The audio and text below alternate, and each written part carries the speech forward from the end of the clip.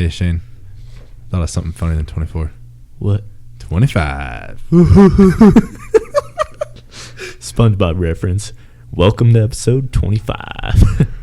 Books with and Books and Brewskies. Brewskies. I'm here with Christian, as always. And I'm here with Shane, as always. We got our beer of the week. Deschutes Brewing Company out of Bend, Oregon. Little squeezy, juicy ale. Good stuff. We just did a beer review on it. What did we do? 3.9. It was a 3.9 overall. You rated it a 3.8. I rated it a 4. Yep. One big reference here to this beer, just so everybody knows, because there's people that are gluten-free out there. This beer, according to them, it says craft to remove gluten. So it's a low gluten, so people with gluten, I don't know what the disease is called, but people that are gluten-free, you can drink this beer. And then they also told us that no fruit was harmed when making this beer. I love that. Love that sentence. So, game on. So if you want to listen about it, go on our beer review for this episode and go check out the beer and give us your thoughts. Anyways, going from there, we are going to be talking about the book of this month that we've been reading. I'm a little ways in. I'm not that far. Christian's read it before, but it's been a while, right? Or you're just a couple weeks. Oh, okay. I read it last month. I listened to it last month all of on it? Audible. Yeah. Oh, okay. Start to finish, 1 month, all 10 hours and 50 minutes of it. Yeah. So I think it's 10 hours and 50 minutes. It's something crazy like that. It's a long one. Yeah.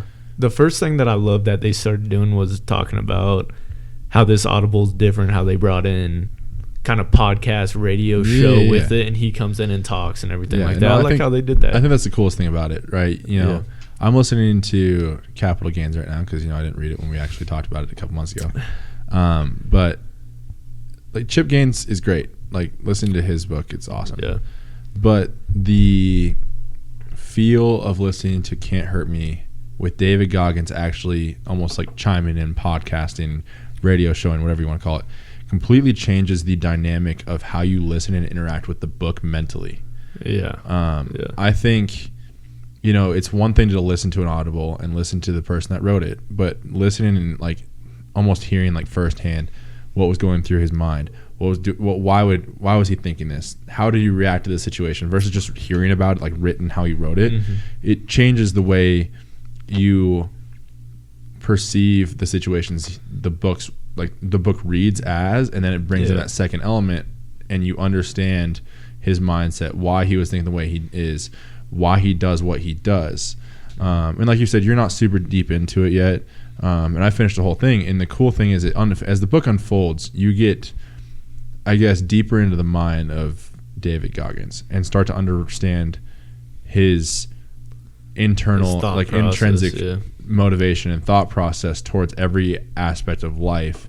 And whatever he puts his mind on, he's going to attack to basically, like, he's going to beat it to death until he wins. He basically beats the dead horse repeatedly in certain situations, whether that be from Hell Week 3 times or all sorts of stuff. And obviously you haven't gotten that deep into it yet. Yeah. But yeah. Right now I'm in his childhood, and already hearing about his childhood tells you a lot about how he is. Yeah. Right. Having his dad being an abusive father, and his dad actually making a ton of money, and him kind of actually growing up in more of a richer lifestyle, but a broken home. Right. Yeah. And that's what's like tough is, we kind of talked about that with John. Just seeing, like, you can see something on the outside and be like, oh, like, he's got a nice house. His dad had a nice place, made a lot of money because he had that roller skating rink and everything. And there was some weird, like, if I remember it, this is what part of the book that I wasn't super, like, I wouldn't say I was super locked in on. Not that I wasn't interested in it. I just don't think I was, like, truly... Yeah. Well, it's like, mentally kinda, taking it all in, because it was kind of jumpy in a way. Like, and not, like, it wasn't, like... not following like the line of things, but I felt like it was just like I was trying to follow what his dad did, and like I understood it was like a roller skating rink, but I felt like there was something else going on under the table, whether it was like drugs he or like some sort of like prostitution type stuff going on under the table. He was doing some bad stuff like with it and everything like that, making extra cash, I think, and everything. But the crazy thing that stood out to me, especially like his mom and him and his brother having to work this whole roller skate rink, and he talked about they worked all night and they didn't get paid a dime. No. His dad took everything from them, and then basically they'd get up in the morning and he'd try to go to school. It was like a 24-hour, like he would not sleep. And it's almost like, it's crazy to think about it. Like right now I'm thinking, I didn't even think about this till literally just now. He almost was trained like Navy SEAL, like wise, at a young age. He's like trained to like, okay, well, not I'm sleep. Not sleeping. I'm getting like 2 hours of sleep, and then he goes to like Hell Week and Navy SEAL training, and they don't sleep during that period of time. And it's almost like from a young age, it was almost like his path like was already destined to be. Yeah, it's crazy what he ended up being. Like obviously, it could have gone 15,000 different pathways, but in the grand scheme, like looking back, it's like, oh shit, he almost was trained from such a young age to handle shit situations and just continue to go and go and go. Yeah.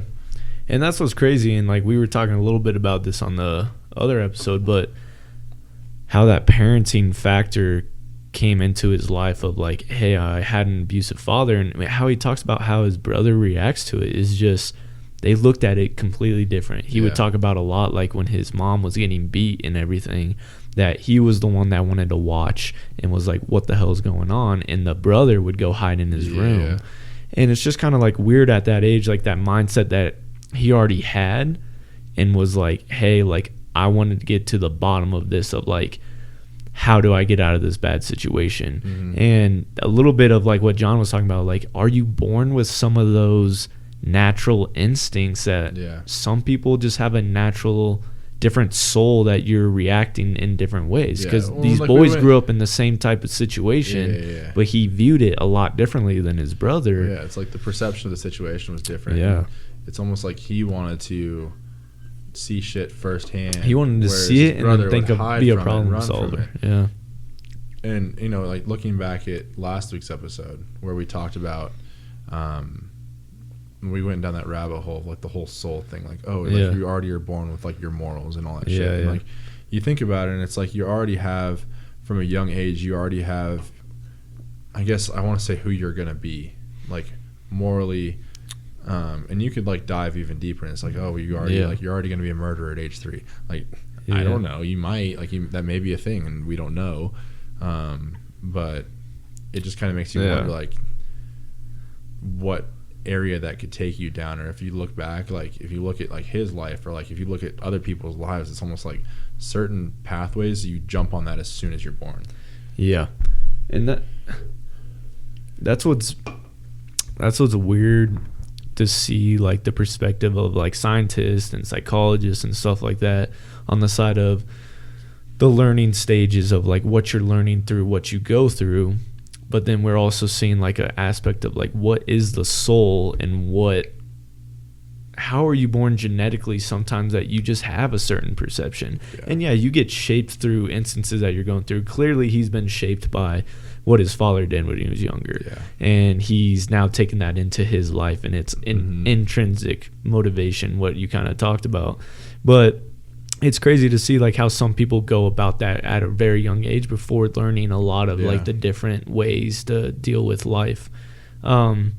So just reading that, like right now, I'm just kind of at the part where, like I said, they're finally getting out of that situation from his dad, and they're starting to get into a different lifestyle. And it's crazy to just see it kind of grow from there. And it's weird to see David Goggins before he was David Goggins. And like you get to hear all about like, because like, you know, we all know David Goggins as ultra marathoner, Navy SEAL, Army Ranger. Like I run 150 miles a day, and I scream get hard or stay hard and get hard. Like he like literally is like, in some of his videos he's so fucking aggressive, but it's like you almost resonate with it, like in a way, like especially as like a former athlete, like you're almost like, fuck yeah, let's go, and then you want to run through a wall. But like he has this thing where it's like he runs and talks, or he's doing pull-ups and is like being a motivator or whatever he's doing. Like his legs are all, his fucking lower body's all fucked up right now, and this dude's like doing hand, like I'm gonna figure out how to fucking do this either way, and running on the treadmill with his hands. He's like doing like a hand walk on the treadmill, like fucking just going like. But that's what he lives for. I know, and he just loves to just push himself as hard as he fucking can. And you haven't gotten to this part yet, but like talking about it, there's this whole part where he has to win like certain shit, and he can't get away from it until he conquers it, and then he just moves on from it. He doesn't feel an accomplishment from like a win. It's like he played. It's like in terms of like sports, right? It's like he goes out, plays a game, they win the Super Bowl, and he's like, cool. And then it's like he's already back to work the next day. Yeah, and doesn't even he cares. Like he obviously probably is happy about it and like whatever, but he's already like, okay, what can I do next?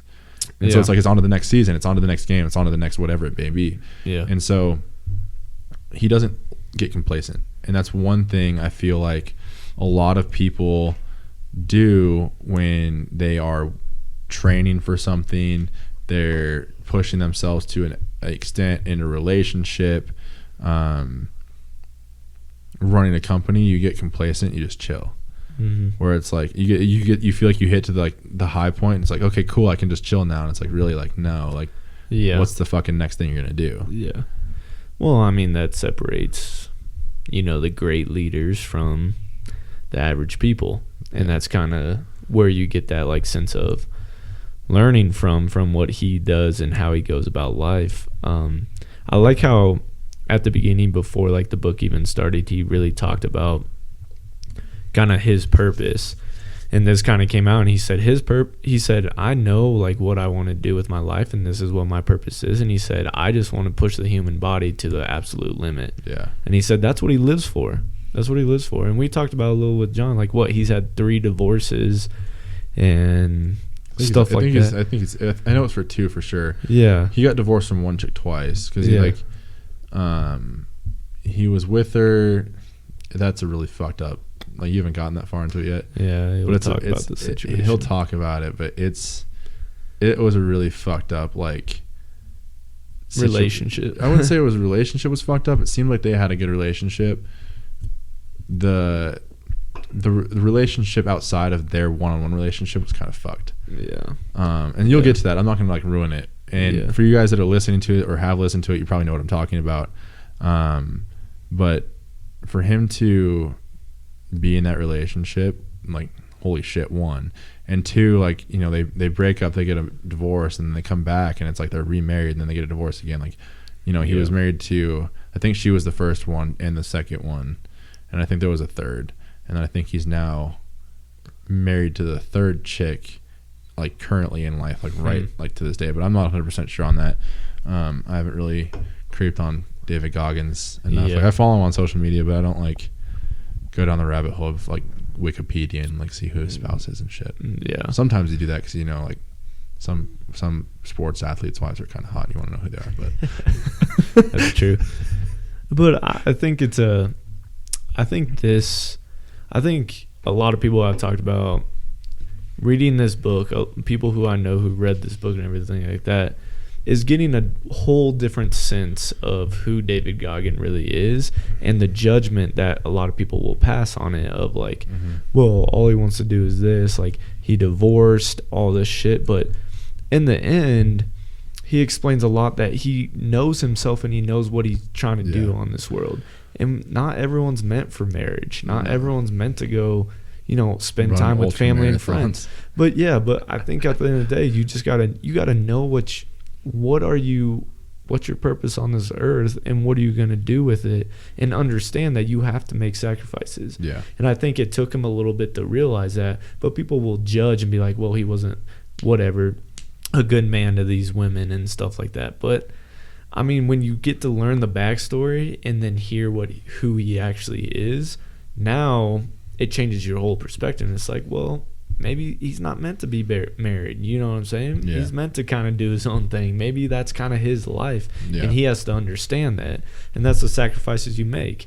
And that's the tough sacrifices. But everyone thinks that, like, hey, everyone needs to be married. Everyone needs to have kids. Everyone needs to have this faith. Everyone wants to, like, put everyone in a box and say, hey, this is who we are as human species. And you realize the same paths do not work for every single person. Everyone's got to take their own paths. Honestly, like, fuck the box. Like, people need to stop putting themselves into a box or, like, whatever. Like, you can literally go do whatever the fuck you want. Yeah. Right? I mean... Well, we talked about that in our 20s of are you going to drink the Kool-Aid with everyone and sit there and say, hey, because I see this person getting married at a young age, I see this person having kids, am I going to try to judge my life and say, hey, I should be just like them? And that's the thing with social media is we're able to see all these lives, and I think people get pressured. And they get pressured into these other lives. Yeah, I saw a tweet or a meme today. I think it was today. That literally said we base our success off what we see on social media. Yeah. And I'm like, yeah, we do. Like, I do it myself. A lot of people do. Yeah. Like 100%. It's like going off what you said. It's like we're seeing people get married that are our age. We're seeing people have 2 or 3 kids already. We're seeing people buy houses. We're seeing like, dude, fuck that. Like, who gives a shit what they're doing? Like, cool. Like, and then move on with your day and go do whatever the fuck you're trying to do. Or, in fact, just stay off social media altogether and focus on what you need to be doing and spend 5 minutes on social media after you've done all your shit, because then at the end of the day, you're going to be like, okay, cool, that's a win, and fuck you. Yeah. On social media. That's the fault. That's the fault of social media. Like, social media can be a great aspect for businesses, can be a great aspect of staying in touch with people. It can still be a great thing, but it's gotten to a point where, everyone's so in everyone else's business. Always. And then they're judging their lives, and then they're comparing their lives to the other people's lives. And that's where the downfall is. You got to run your own race. You got to do your own thing, because if you don't, you get stuck in a trap. 100%. And like, you gotta think, like, on top of it, like, people post a lot more on social media to give off a perception that their life is 3,000 times better than it is. Yeah. Whereas, like, I know you and myself have turned our Instagrams from being like just random fucking posts. Well, I've gotten back to that a little bit, but random posts, but it's more like business focused. So like my Instagram for a long time, if you go through like a good like 2 years of my posts, it was literally like lifting my truck or car, or like whatever car I had at the time, and lifting. And like now it's like the mountains, the truck, and lifting. So like it's and I still hit up athletes all the time over my personal Instagram, and it's almost like people don't realize how much of a tool social media is to build yourself as a brand, or build your company as a brand, or actually have a company account like I do with Ironworks or with Full Ride or whatever, and use that to build your brand. Whereas people look at, say, you know, Kim Kardashian's Instagram, be like, oh my god, I want to be her. Her life's so great. When in reality, Kanye is over here having a fucking schizophrenic episode, trying to have a presidential rally, and saying like all sorts of shit about like for president. And then suddenly, I don't know if you saw this, but he's like basically was calling out the Kardashian family, like saying that it's the movie Get Out, and they're trying to bring in a doctor in to like take his brain out or some shit. This dude's nuts. Anyhow, like you look at like Kim Kardashian's like, oh, she has the greatest life. You look at Kanye, the greatest life, and then Kanye's over here having some freaking crazy episode, and it's like, okay, they really don't have the great of a life. Yeah, it's like people need to get off social media. And Goggins talks about this in the book. He's like, you need to stop spending so much, in his words, not exactly, but he's like, you need to stop spending so much fucking time in everyone else's life. In everybody else's life, wasting hours on hours on social media, wasting hours and hours watching TV, when you could be using those hours on social media, watching TV, playing video games, being productive and doing shit. And for him, that turns into running marathons and doing pull-up competitions and racing other Navy SEALs, or going to Army Ranger School, or whatever he decides to do at this point in life. He's running on his hands now. And, you know, like we're over here, and like we were talking this last week, like Goggins has like a perception, like everybody takes it differently. And now I'm questioning, I literally almost question every single day what I'm doing and why I'm doing it. And certain times, like I'll be sitting on, I have this game on my phone, it's called Megapolis, and I'm like building a city. Oh, I used to love those on the computer. They're fun, man. Dude, it's like Zook Tycoon, like the tycoons and stuff so like that. I'm building this town. I remember that. And I just unlocked a new town the other day. And it's like the island town, and I'm building like a resort. And you're like, this is going to be my town in the future. Yeah. And so it's like I'm building a resort in this town with like a carnival and shit. And then I'm like sitting there, I'm like, fuck, I just wasted like 30 minutes when I could have been like working on the website, or like hitting up athletes, or like whatever. Which I think it's not a bad thing. I think here's the issue. Like, consistency is always the underlying factor of it. Like, you can still go do, if you want to watch a movie for 2 hours, like there's nothing wrong with that. You can relax, you can do that. You don't need to stress out about that. The issue though is that people do it day in and day out. You know what I'm saying? Well, it's like you got to know, you got to have more of a, you need to pick and choose your factors where you got to have more of a consistent, progressive progression going through day in and day out, making yourself better more than the lacking and the like enjoyment of just relaxing. But you do need to have that like boundary. You do need to have that kind of good median, whatever your median is. Sometimes it's more than others, but I think people need to find out what is their good mix of life. So I don't think it's a bad thing. I think we talk about I was telling John this, that a guy came on there and was talking about motivational speeches, and he was like, yeah, a lot of people are like, yeah, you don't need to sleep, like no sleep for 3 days, do this, like work your ass off, do this and everything like that. And the guy's like, but when he was like, but what is, at the end of the day, like if you really care about, you know, family and friends and certain memories and stuff like that, he's like, but you got to still make time for that. He's like, when you're on your deathbed, do you only talk about your success, or do you talk about your work that you put in for 90 years or whatever it is? Sometimes you talk about, yeah, I had like a good time with like my friend here and stuff like that. So like I said, it just comes down to your perspective on when you're on your deathbed or when you're at the end of your life, what do you want to say that you did with your life? Do you want to say you just worked your life away? Some people might say, yeah. Some people will say, yeah, I wish I would have spent more time with my father. I wish I would have spent more time with my friends. So it's kind of a catch-22 where you just got to figure out what you truly want out of life. But, I mean, David Goggins is right. I mean, at the end of the day, you got to take social media, and like you were saying, how you were talking more about making it more of a business kind of sort of thing. I think making it where you can still post successful things on your Instagram, on your social media. I mean, that's showing that you're still making progress. You're getting results. Like, I think that's good to post. Like, you can post your success and stuff like that. There's nothing wrong with that. I think when it becomes an issue is I see people posting their like day in and day out. So there are people who, you know, I'm not going to mention any names, that are posting them making their beds in the morning and cleaning their rooms and stuff like that. And I'm like, why are you posting that shit to be like, well, I did this was before, it's all a mess in their room, and then they clean it and they're like, this is after. And I'm just like, why is that have anything that you want to post on social media? It's just crazy to me that like there have became so many people on social media that are just posting the dumbest shit. I got out of bed. Like, cool, you should get out of bed. Stop fucking posting that. It's like people cleaning their room or something like that. It's just, it's necessities that I see people post. Not a new relationship, a strong relationship. Post a picture with your loved one if you choose to do so. I personally have stopped doing that altogether. Well, just post real shit. Like, post real shit. Like, literally, like, oh, I fucking deadlifted 675. That's going on Instagram. That's fucking cool. Oh, Shane likes holding bags of groceries with his ass. That's cool. Put it on Instagram. I did do that. Shane likes posting naked pictures of a guitar behind it, him behind a guitar on Instagram. That's cool. I like that. Or like my truck. I went off-roading this weekend. I drove on a rock. You said no Jeeps. No Jeeps. Just Raptors. I posted a picture of my truck. Although you had a Jeep. That's cool. The Jeep blew up. That's why I have a Raptor. You blew it up. No, it blew itself up. Thanks, Dodge.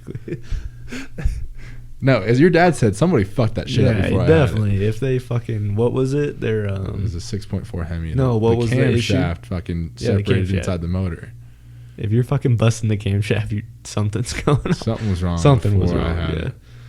Anyhow. Or the block. I thought it was the block that was cracked, right? No, the block didn't crack. They had a bunch of metal shavings in the block from the camshaft breaking apart and then shaving apart the block on the top or some shit like that. I don't remember exactly what it was. I don't think the cam can do that. But basically, it was fucked. Yeah. And that's why I have a Raptor now. And guess what? The Raptor just got a new transmission. So nice. Cool. But yeah, I mean, look, I mean, at the end of the day, even us talking about it, it's like, well, do this, do that. Look, do what you want. But I think people have a notion, the successful people and people who I think find their life meaning understand that there's a lot of people that are just skating by in life and just kind of chilling and just doing little dumb shit, and they're not really figuring out what they really want. So you got the whole opportunity, especially in the U.S. I mean, we talk about opportunity. We have it a lot better than a lot of other countries, and we just gotta take those opportunities. And you gotta just fucking go for shit, dude. Go for shit, and don't let fear is gonna be the biggest thing that's gonna hold you back. Really, don't let shitty people, shitty leaders, shitty owners of companies, don't let people tell you that you can't do shit. Yeah, that's true. I mean, like, if you look at Goggins, like, I'm sure there's multiple times in that book where he talked about somebody being like, look at him like he was stupid and shouldn't do something. Yeah. Whether it be running the 100-mile race like 2 days before, like he had people look at him like he was crazy. Yeah. Or shit like that. I mean, I had, like, personal situation, I had a boss basically say that it's impossible for people to leave a certain company and go start their own shit and be successful. And he started bringing out these people, and like, actually don't compare me to other people. 3 or 4 of those facilities have been very successful, and it's like, and then it's just like motivation. It's like, okay, fuck you, dude. Like, I'm gonna go do shit, and you're not gonna say shit. Yeah. And so, like, that's the attitude you have to have. Like, when people tell you can't do something, like, literally, like, I respectfully want to say fuck you, and then you just go along your way and do your business. And it's like, look at, like, I have fucking 3 companies if you count this one, 4. Yeah. Well, I think so. It's like, you just got to go do your shit, and you got to chase your shit, and like, don't just talk about it. Go fucking do it. Yeah. And like, Goggins is great about that. Like, he's literally like, I'm gonna go fucking do this. I'm gonna go do this. Well, it's all about results, right? Yeah. It's all about results. I mean, at the end of the day, people are gonna know if you had results or not.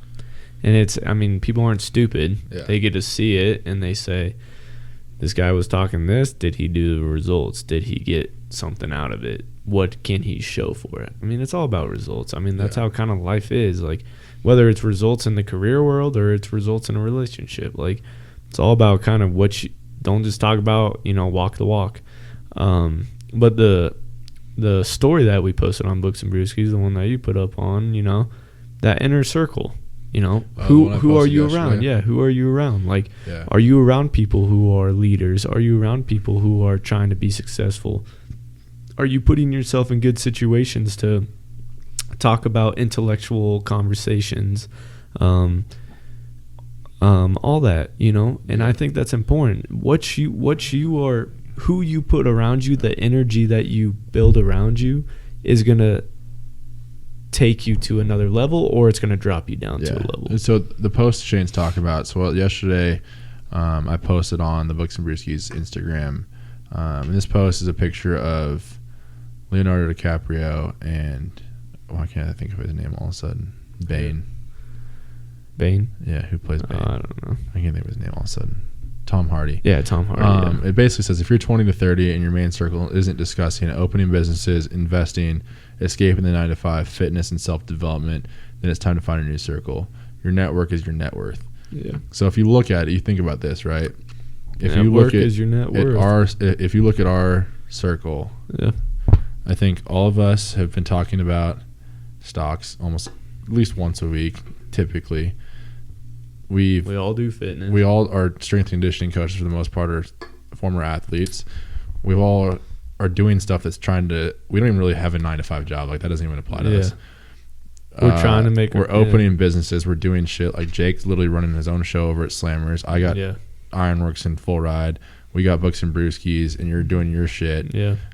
With as far as like music and all that goes, and the whole self-development piece, I feel like when you talk about it or think about it, it's beyond self-development. It's like bringing the right people around you, or the circle that's going to help you develop into a better person, not just like self-development within yourself. Like, obviously there's a huge part to that, but like having that crew and you're around building you, each other up too. Exactly.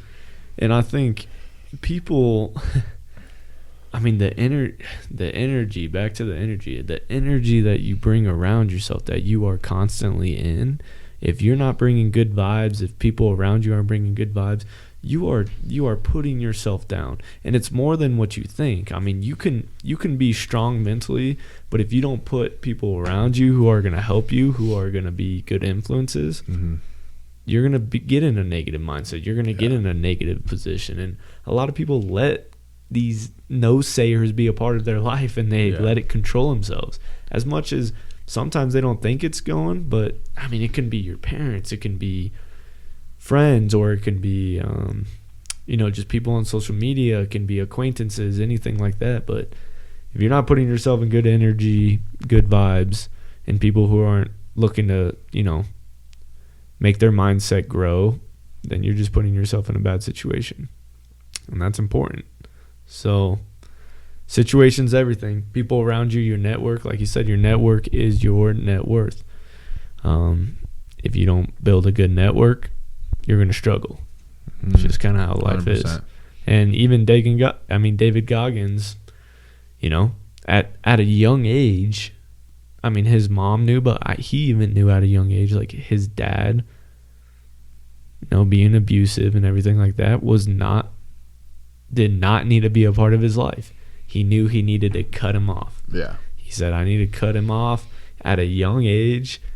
Cutting your father off. His mom, of course, made the decisions, but he knew, like, at the end of the day, this needed to be made. If I remember correctly, he was talking about, like, the car ride after they left, and it's like he didn't want to leave. No, his brother. It was his brother. That's so what it his was. brother was all about. His brother was all about, like, trying to stay with his dad. Yeah, that's what it was. Because they were going through some stuff. They had like a flat. I don't know. Some stuff happened. Shit happened. No, it was the radiator, wasn't it? Yeah, like the radiator and stuff. And his brother's like, we should have just stayed with dad and everything like this.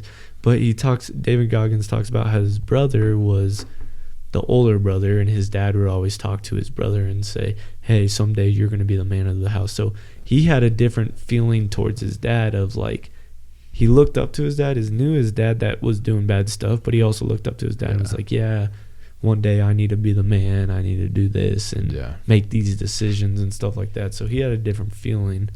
But it was his brother that was saying that. So, but he knew in his heart that, hey, we got to cut him off.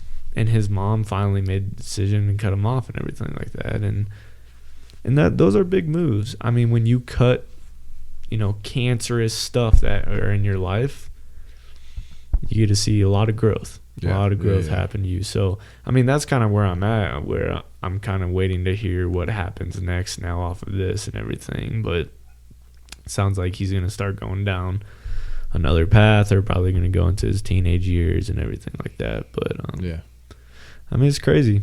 It's crazy to think about. The influences that you have around you have a lot to do with where your life goes. Yeah. So whether they're negative influences or positive influences, but you got anything? No, I just want to keep building on this, but I don't want to give away too much of the book, so I'm just going to have to be quiet for the rest of this podcast episode. And we're going to have to, we might get double episodes. We might start getting some double episodes because I know we're going to have some guests on, so we might have our typical guest stuff. But we got to keep talking about the book, man. Yeah. Well, we'll keep going with the book, and we'll get some new guests coming on and everything. And then we'll take their lives into the book. Like I'm working on a couple guests I'm pretty pumped about. So if it comes, we're working on some big guests that are going to come in, some more famous people and everything, which should be good to hear their side of everything, and might read a book that might have a guy who has a book who might be on the show, who we can talk about his book while he's on the show, which would be really cool. Fingers crossed this comes through, but we'll see. Yeah, it'll be a good time. Good time. We need to get David Goggins on. Dude, if we got David Goggins on, that'd be crazy. He'd tell us to stay hard, and then he'd be like, fuck you, stay hard. Be like, let me tell you something, boys. Fuck you, stay hard. No, that'd be cool. But, tune in to our next episode. We'll be having some guests and everything, and keep talking about the book. Read along with us. This is a really good book. I think this is a good book, definitely with the whole COVID situation that's going on. I think this can help your mindset on, hey, what is my purpose? What am I trying to push myself to? What do I really want out of life? And I think that's important. I think during these times you can lose yourself. Make sure you know yourself, so you don't lose yourself, and you can keep building off that. Other than that, thanks for listening. Christian, you got anything? Have a great week. Stay hard. Stay hard. Not get hard. Stay hard. Stay hard. And get hard. No. No. Stay hard. All right. Bye.